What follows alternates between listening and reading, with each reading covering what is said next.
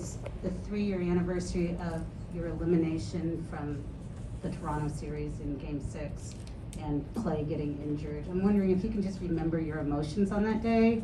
You know, I just watched a video of you slamming that ball down when Klay went down and squatting and, you know, looking very pensive. Your emotions, and then also some perspective of, like, 3 years later, here you are back in a critical Game 5. It was a mixed emotions all the way around. I had Katie's injury a couple days before, Klay going down, us trying to just find a way to stay alive. It was the end of an era at Oracle as well, so it's a lot going on. I don't really. It's hard to like pick out exactly what you were feeling because it was all kind of mixed together. But you know, we lost the game. Klay goes down. You know he's probably gonna be out for a while. You're getting ready for the summer, trying to regroup and figure out what's gonna happen next year and all that. And I think it's 3 years ago, and all that we've been through, all that Klay's been through, personally since that time, and to be back here, it adds to the sense of gratitude of being back on the stage. And that chapter will always be part of our journey for sure. That's something we probably talk about for a very long time. And hopefully we can get this job done and pay homage to that 3-year journey, actually leading to something truly special. Ron Krajcik, San Francisco Chronicle. Rory's up too, in case you were wondering, I'm sure. I was wondering very much. I know it's my job. As much defensive attention and physicality as you faced throughout the playoffs and in this series, how much more or what different do you expect tomorrow night, given the way you played Friday? I don't know, because every team's built different. Every team has a certain way of doing things that you perfected or tried to perfect over the course of a season. They have a certain defensive identity that has been successful for them. You obviously understand in a series, adjustments can happen on the fly between games. You gotta be ready to adapt. And I think I'll be ready for that. We will be ready for that, whatever it is. But at the end of the day, for us to be successful and win 2 more games, it comes down to the way that we defend, the way that we bring intensity, especially to start games, understanding how they respond after losses. That was one of the big points in the series. 2 great teams. They know how to respond. They know how to win in other people's buildings. We've shown that. They've shown that. And we have to be ready for that response and hopefully, throw the first punch tomorrow. Whatever adjustment that means is going to be a part of it, but it's secondary to just the effort and intensity and physicality that we need to have, knowing that's their calling card. That's how they try to force success when they're coming off a loss. Tim? Steph, I think Klay's leading you guys in minutes played in the playoffs. He's way up there. You're second on the team. You're way up there on the list of most playoff minutes. You're the old guy. He used to be a 6-man though. Yeah.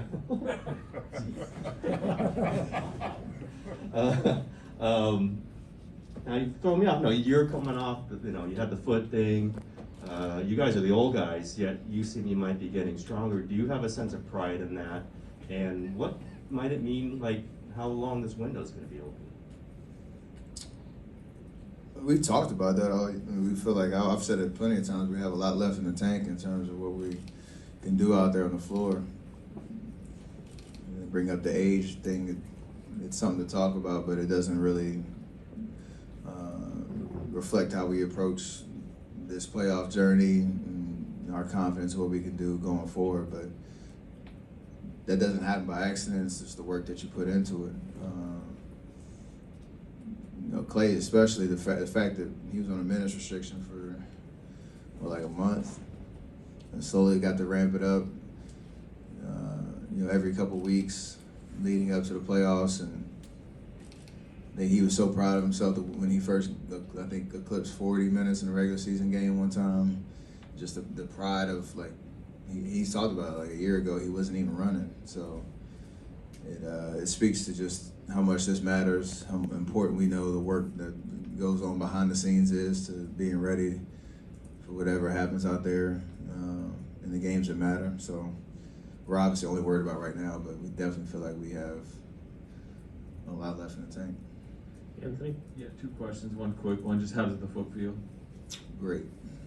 Need any treatment or anything you've needed? Or Always, but yeah.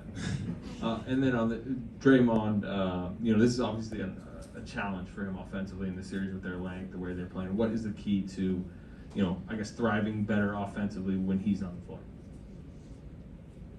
It comes down to understanding that we have our certain pep plays and actions that we have done for years and years and years. They've scouted it. They have a certain approach and personnel that's trying to take those away. You know, some of our bread and butter plays, but a lot of it is just being a lot more organized on our spacing and our force on pick and rolls, on cuts and stuff like that, so that we can just get everybody in the right spots, and whether they want to shade, you know, off a certain guy or try to clog things up, we have a counter to all of that. And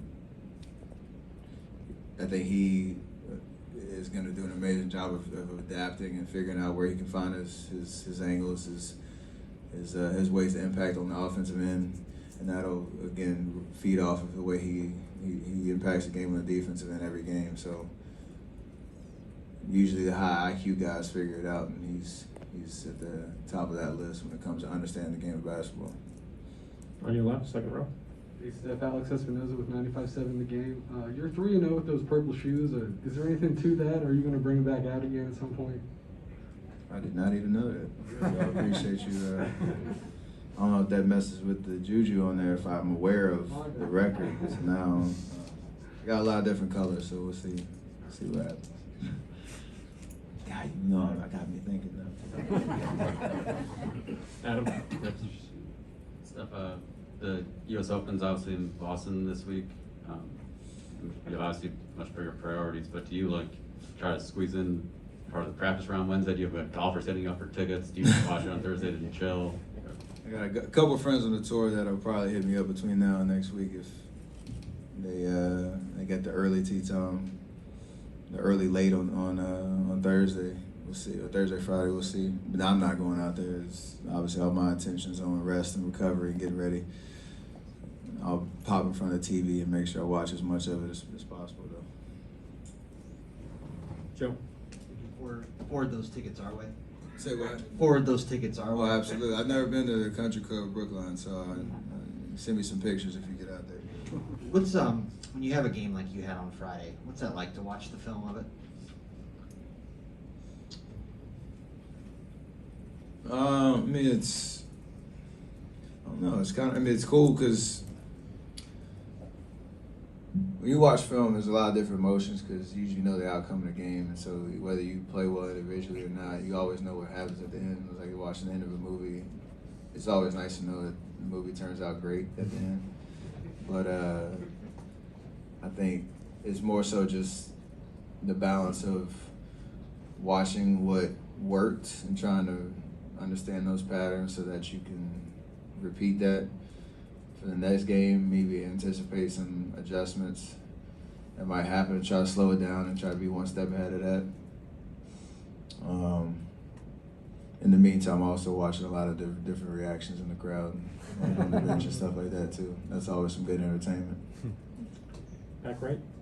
Steph, Steve was just comparing you to Roger Federer in terms of how the greats do things, and he was. I gotta get a list of all the people he's compared. Tim Duncan, Roger Federer, added to the list. Sorry, I didn't mean to cut you off. No, it's okay. It's okay. Today it was Roger. And he was saying, especially in terms of, he said that you guys met him a few years ago in China, and how you find that joy in the daily routine, the work you put in, the discipline. So in your perspective, how is that to finding that joy and that passion and that work that you put in every day to sustain the highest level for a long period of time? It goes back to just how I started in the game back when I was playing AAU back in the day. I love to work. You kind of get lost in the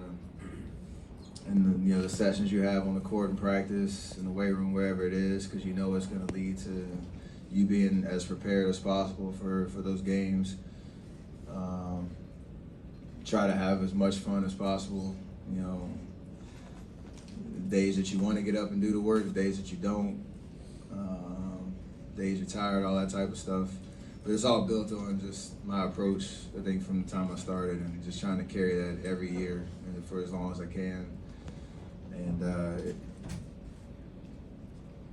you know, win, lose, whatever it is, no matter how you play, you have to keep coming back to the well to you know, keep sharpening the toolkit and find ways to evolve your game. That is the hardest part of what we do. I mean, going out there on the floor, everything's more reactive, and you're kind of just living in the competition. But the hardest part of what we do is the grind of the year-long prep that it takes to be, you know, great at this level. Davide and Vince, the last two.